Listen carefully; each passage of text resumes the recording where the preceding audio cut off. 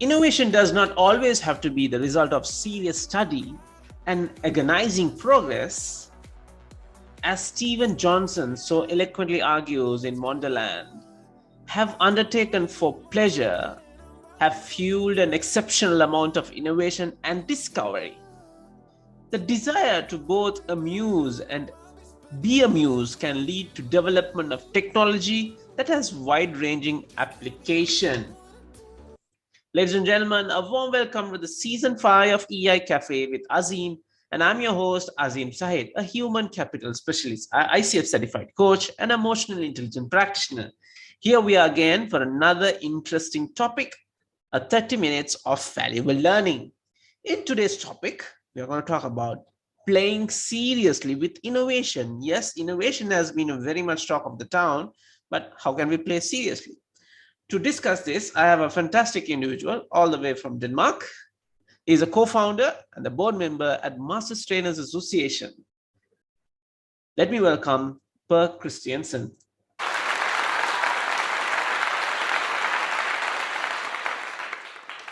Per, welcome to the cafe. Hi, Azim. Happy to be here. Right. So thank you very much for spending your valuable time, 30 minutes of your time to discuss a valuable topic. I have seen a lot of articles you have written on innovation and playing, and I have seen a lot of Twitter posts going across with some fantastic toys, right? We far away, we see as a toys. I know there's much more inside because I love playing and I love having fun. So with that context, but I wanted to get down to the whole topic is playing seriously with innovation. We are talking about innovation. Innovation is taking over the whole, corporate and the whole globe. In that perspective, what would be your view on innovation and why we need to talk about today? Thank you. That's a big question, huh? And a challenging one. I think you could give a million reasons for that, Azim. I really do. Obviously, I think that the thing is, at any given point in time, if we go back 100 years or 500 years or 1,000 years, at that given moment in time, innovation has probably always been more needed than ever. Because every time we innovate and every time we change, something new happens. Right. And I think that's the case today as well. I mean, it's impossible to see anything without Corona and COVID. And you could argue, well, we always had virus like this, but COVID and SARS-CoV-2 here has spread faster than any other virus has because we are more connected, right? Yes. That has led to challenges we probably haven't had before. And so that has accelerated innovation in a million different areas, whether it's within how we meet, whether it is in how we produce, whether it is in how we live our family lives these days, whether it is in politics. So I think every time we innovate, we raise the bar in terms of what we need to innovate, because the way we live becomes in some ways more complex. Yeah. So I think that's the paradox of what we're going through, right? Yeah. Yeah. So I guess that's how I would answer that one. And as the need goes up, I think in some ways maybe it also gets harder somehow to innovate because you need to find that next level, right? Yeah. I think, but I agree with you that raising that bar. I think that's why the organizations are so investing on research and development, right? To see how can we be on the top. So one organization is coming with very innovative. Again, the competitor or someone in the market is coming with something like above that. So that is keeping us also as human being now. Look at us now. We are on Zoom.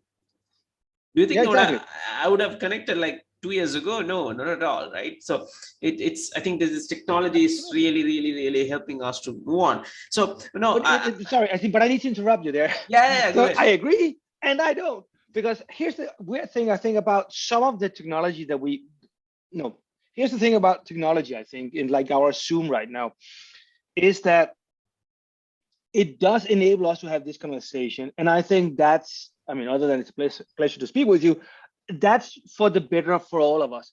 I think the issue with technology sometimes is that it also makes us blindly run faster. And I think that sometimes stops us from innovating because it gives us that blindly run faster. I said another one is to think of it as instant gratification. It's a bit like when we're hungry. Sometimes it's really easy to take a quick meal and you feel full, but it doesn't do any good for you, right? And then you need to take another quick fix in a second because your sugar levels go down again or whatever. So I think there's always a dark side, a blind side, a hidden thing to all of these solutions. I think the smartest companies can they speed up at the right moments and they pause and they rest at the right moments as well, right? Fantastic. Absolutely, yes. Everything has its own pluses and minuses. So Exactly. let's dive with the pluses and see how it really goes in, right? So, but I was really curious. Before I go on to it, I've seen you doing a lot of things. How did you get into this particular toys? The element of Lego, and I know you're part of building this serious play a lot. Just a brief on that to benefit our listeners. So my personal journey and how I got to serious play was that I've been a management consultant. I worked for Lego. I was in the Lego company, and this was a project inside Lego, or sort of actually not in the inside of Lego. It was in the sort of twilight of inside outside Lego. And frankly, it was a Monday morning in 20 some plus years ago, and I saw the tiniest little post on the Lego intranet, and it just kind of, I don't know what the word would be, sort of exploded in my face, and it just felt like I just had this. I want to be part of that thing. So there was a tiny post basically saying that the Lego company, or Kjeld, really the owner of Lego, then at least, were engaging in this project, trying, using the Lego break to develop strategy differently. And it mentioned Robert Rasmussen as, heading this project or trying to make this work or however the wording was. And I was just like, yeah. And I coincidentally had a meeting with Robert. He was in the US back then. A phone meeting. There was no Zoom, obviously. Phone meeting with him 2 days later. So I was like, okay, the universe is telling me to take this conversation. Fantastic, awesome. So that's the whole start off. And for me. So, but I just want to clarify, like, this people always have this conception, like, I know Lego Serious Play was part of Lego, but at a certain periods it was separated. Is it somewhere in 2000s, or what was the reason to be released? Yeah, that's a complicated one, right? So in the beginning, you could argue that it wasn't part of Lego, because technically in the beginning, it was a separate company from the beginning. Not technically, it was.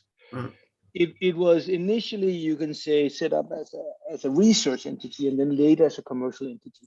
Right. Tasked with developing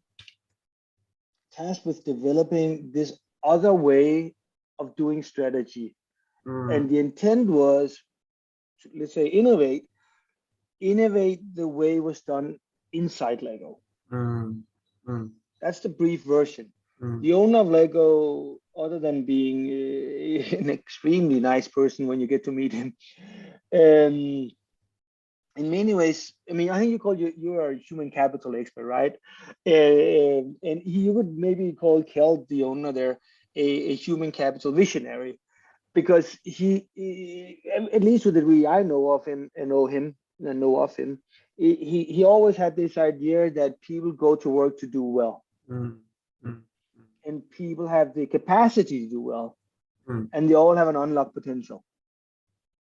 And you say back then, 20 years ago, Lego had lots of, not only Lego, but toy companies had a lot of challenges on the market because 20 years ago was what play again was changing and games were coming out in a different way. And you can say Kel was probably feeling that they were sitting with this resource of all these smart people, but the way they were doing, they and others were doing strategy, exactly things weren't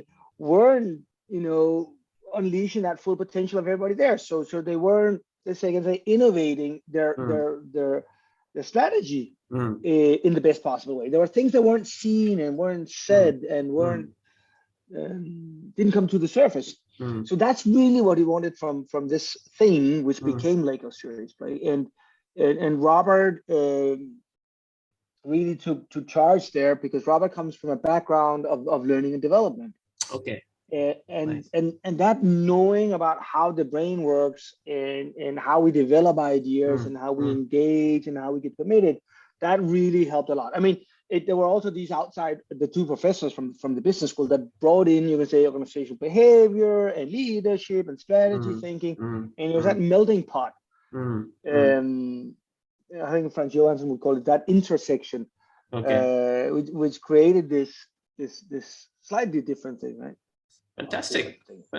So if I ask the question, was Lego Serious Play an innovation to the market, right?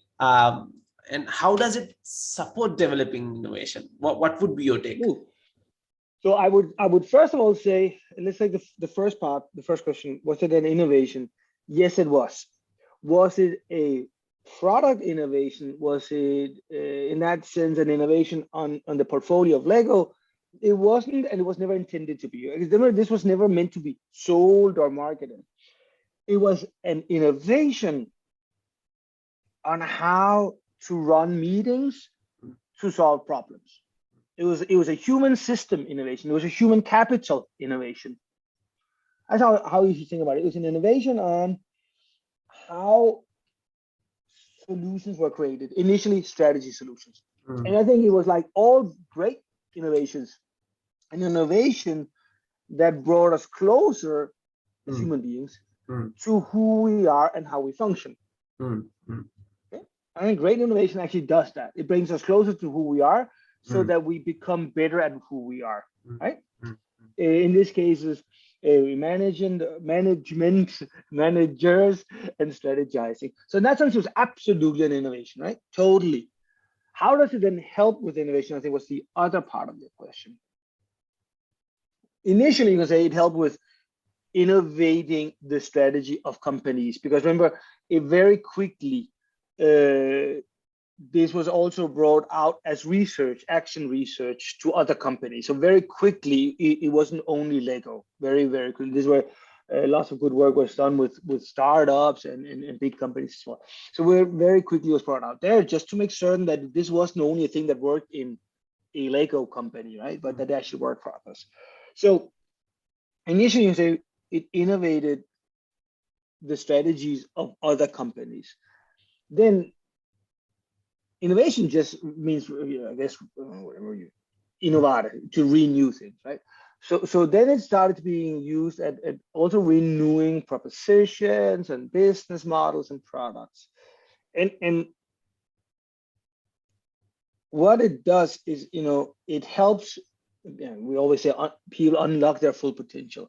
So it helps them to think better, richer. It helps them access things they didn't know that they knew, and it helps them make new connections in their brain. Now, I'm not a neuroscientist at all, not even close to, unfortunately. But and I think the amazing thing about neuroscience is that how they always get smarter, so the rest of us can sort of get smarter as well. So it's hard to know exactly why it works, right? But there seems to be evidence that our hands are connected with our brains, right? So by engaging our hands, we help the brain make new connections. There seems to be indications that by communicating through metaphors, it's easier for us to understand each other, and we find new association in our brains. There seems to be evidence by allowing people to think before they speak, we access more interesting things. There seems to be evidence that by allowing each person to think before everyone speaks, we get more divergence in the beginning. So we don't find this immediate coherence. I mean, you and I, we're relatively human, right? So as humans, we love to find coherence, right? Yeah, It's safe, it's comfortable, it's a nice narrative. But if we want to innovate and we don't want to fall into the same trap all over again, we need to break coherence or habitual patterns of thinking. We need to find the divergence first. We need to find the different patterns, right? And that takes often slowing down. And that's a constant paradox. To speed up things, you need to slow down first. So all of these things seems to be why this has a great way. There's also, some research that points to that we increase our attention by being able to see what people are saying, by engaging the body, so moving to get the breaks, right? There is the thinking in the flow from Csikszentmihalyi and lots of interesting researchers since, but this emotional state in which we learn best, adequately challenged. So there's a lot of different things that are coming together, it seems. And I keep saying it seems because, a great research can always be falsified and you can always find other truths, right? That's the power of research. But it seems that all of these things are coming together in a nice way. Wow, that's huge amount of information we are getting it. And I do agree on this. We have senses on our fingertips. It's really connecting with our cortex, and it works as a search engine. And in terms of communication, metaphors bring a lot of clarity in terms of having this conversation. So I think that is superpower. I think whole human transformation, right? Because people, when we say the word innovation, people always get into the technological environment, right? Yeah, but here you see an innovation which is really triggering and igniting the human potential. Yep. That's really amazing, isn't it? No, I find it very hard to disagree. No, but it's absolutely true, and yeah, and I think that's I think it's really, really important, and I think some of that as technology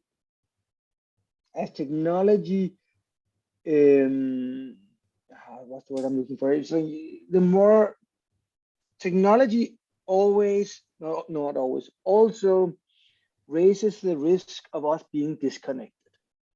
Absolutely. It also gives us lots of great opportunities for connection, but it really it's Plato's cave, multiplied. That we confuse reality with the shadows on the wall. So I think these kinds of innovations, like what Serious Play can bring, that allows us to be not only closer to ourselves, because I know of people doing Lego shit that they do Lego shit on their own to make sense of what they're thinking, right? To allowing individuals to connect and have deeper and more meaningful conversations. I think it's really, really important.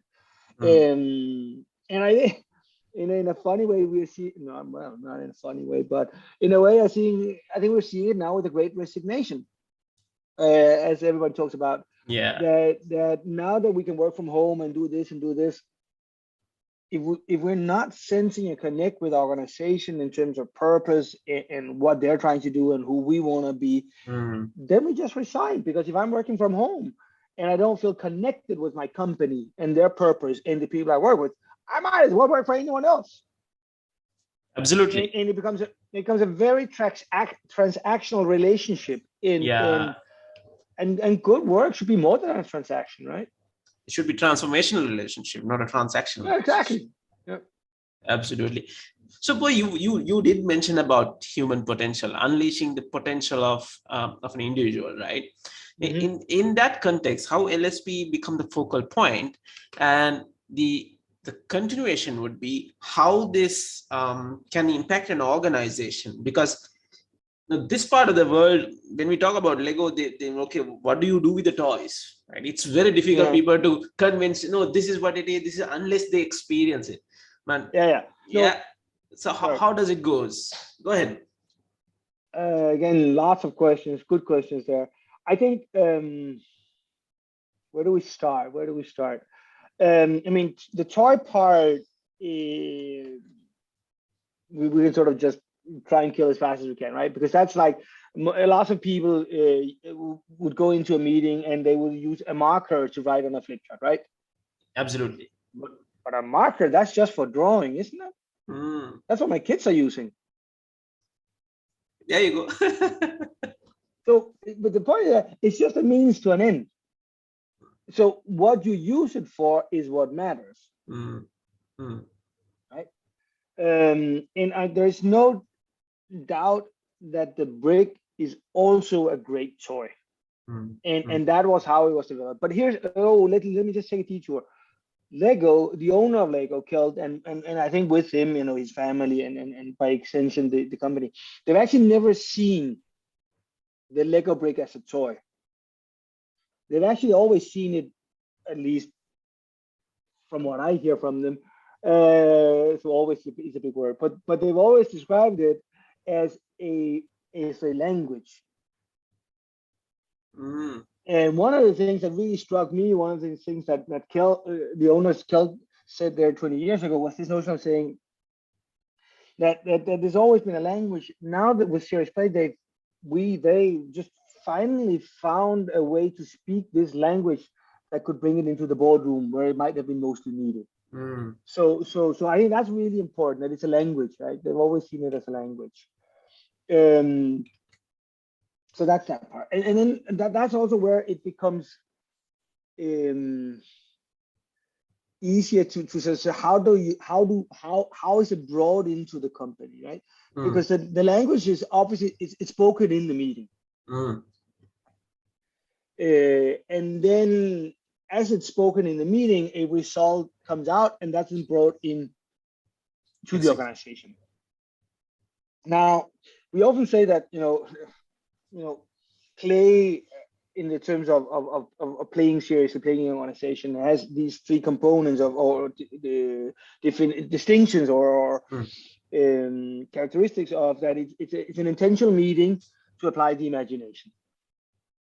And then it's kind of meeting where you follow a specific set of rules and a specific language that you may not use anywhere else. And then it's exploring and experimenting, not implementing. So that's what's happening in Serious Player, and that's what's happening in these meetings. But that's also what's happening when you're budgeting. Right? When you're budgeting, you're meeting to imagine things, right? Absolutely. You imagine what you're going to sell, and the price, and where.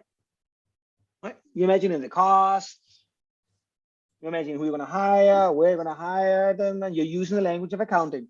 You're exploring and experimenting with this. You're not actually hiring, firing, producing, selling anything, but you're imagining it. Yeah.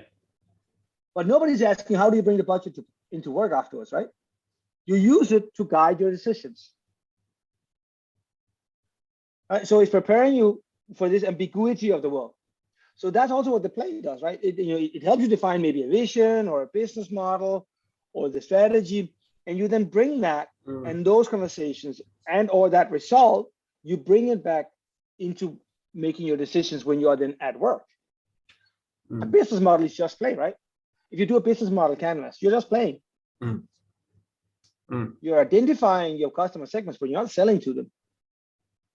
So it's all about you're developing this knowledge in the play, and you're bringing those connections in your brain or the documentations that you do. You bring it out to work when you do the actual sales. And it's a bit like Stuart Brown in a different context said, play prepares you for the ambiguity of the world. So that you make better decisions when you're out there when you're actually doing a sale, or when you're actually recruiting someone, or when you're actually living or bringing the value proposition, or if you're in a Joe Pine context here, if you have identified the experience and transformation you want to create for a customer, client, or visitor, then that result is brought into work. So work is implementing the stuff that you developed in your play where you're exploring and experimenting. Fantastic. Thank you for sharing that, but it's really, really interesting. See, I think there are a lot of content coming up with this particular conversation, which is really important for us to really explore, because people always been talking about serious business, but when we are in a childhood, we used to play, we used to take risk. We play in the sun, we play in the rain, we don't worry about it, we just the enjoyment, right? And I think that need of going that extra mile need to come in the organization to organize to develop. I think this sort of methodologies and tools provided in a conversation or a meeting, I think we can explore more in terms of potential of employees. Absolutely, but this again, this reminds me of one of the things that Bart Victor, one of the key professors there in the beginning, and Bart was CEO of our little spin-off in the beginning there, and Bart phrased it so well, this notion of that. He spoke about that if companies want more of that work that they cherish so much, they should use more play. Mm. And he made this point that most knowledge workers, leaders, they are at play most of the time, because most of the time we are spending on imagining what we will do. We are spending on business models and visions and missions and value propositions. I mean, most meetings, if you think of it, are just play. So what Bart said back then was, our intent was not to bring more play to organizations. It was to bring better play to organizations, because they already do strategies, business models, value proposition, budgets. They're already doing them, but they're not doing them in a way where they're playing well. Right? And remember, and the little thing here is saying, of course, Lego is short for play well in Danish, right? So okay, yeah. Wow, right. So that was always that intent. Fantastic. So we're just coming to the last part of the conversation. Like I can recall you were saying about habitual pattern in thinking, right? Yeah. How can play break this habitual pattern, and how can brick help us in this particular process? Yeah. So and let's take the last part first. I mean, the bricks. It seems, I'm going to keep saying it seems, right? It seems that the bricks help us break the habitual patterns of thinking, thanks to the construction process, partly at least. So that when we are building, the point is when we are building and we're engaging more parts of our brains. We have this quiet building time where people are making sense of their thoughts, they're developing different thoughts, engaging more of the brain, and then basically what they've built is like, whoa, I didn't know I knew that, they will say, right? Yeah. So that's one part, right?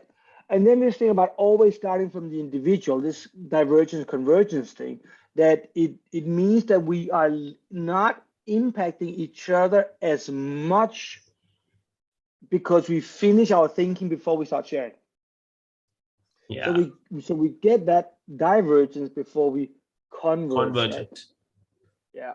And then if we add to that this notion of play, I mean, it seems that, play and stories to agree, but, play releases a lot of really nice neurotransmitters, so that our brain allows itself, becomes more malleable, more plastic, more. So maybe it allows us to create these connections and do things we wouldn't, or think things we wouldn't otherwise think. Fantastic. Can't agree more. I think that's the pattern, because our brain is a predictor. You always predict whatever is really comfortable for you, right? But when we start bringing, I can recall, don't think and brick, just brick. Your thinking will come, right? Yeah. So that process, it's involved of changing the whole neuron and methodology of how you think is something I think learnable. I mean, there's no doubt that the brain is a prediction machine, right? But maybe again, the play allows it to do more different kinds of predictions. Absolutely. And then see how these, basically testing with the world, that instead of sort of staying with that first pass, and like, oh, yeah. Fantastic. So, but I think you're coming to the end of the conversation, right? So it was a very, very, very, very much really important conversation, because it's really difficult people to understand. I know might be, especially this part of the world, when you talk about toys and Legos, they think, okay, the question is, how can this help us on the strategy? How can this help us in building leadership or communication?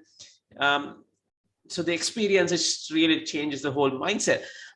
With that, what would be your final keynote for our audience and listeners in terms of, how play can really transform, personal life or professional? What would be your one key takeaway? Oh, so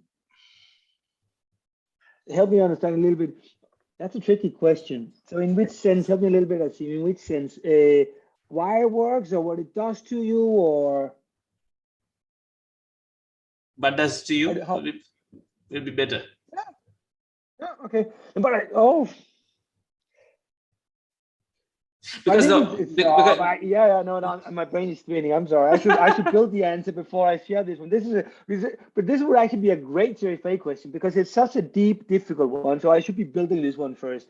But the things that are popping up in my head is this notion of that. It goes back to one of the first things we spoke about, right? Is that great innovations brings us closer to who we really are, right? Absolutely. And I think people like Stuart Brown and this is more like play research, right? They're really pointing out that we are, as a species, we are wired to play. Right? We don't stop playing because we grow old. We grow old because we stop playing. So this notion of what, so one reason you should do it to yourself is that it allows you to be your full self and use your full brain, right? But if you look at it from a company, organizational, professional perspective, well, you should say, well, you should do it because it creates full commitment to something. Whatever is solved, whatever you come in with, you have a completely different commitment to it. And you have that because people, or you as an individual, are more confident about it. And you're more confident about it because you have really unlocked the full, or you have unleashed whatever, full insight on a given matter. And insights are these bursts of knowledge which you don't know where it's coming from. And that's what the play helps us do, right? Get the insights, which makes us more confident, which means we're committed. Fantastic. Awesome. So that's the time what we have, ladies and gentlemen. My key takeaways, keep playing, right? It's about how you really understand your potential, and unleashing that potential is something really, really important.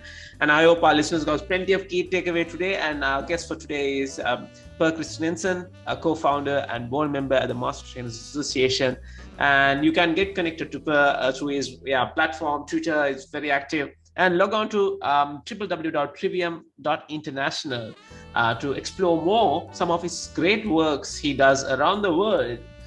Playing with some toys and enjoying, and more importantly, transforming people with play. So, Per, thank you very much for your valuable time. It has been a pleasure talking to you and great inspiration as well. Thank you very much. Stay safe. Thanks. Bye-bye.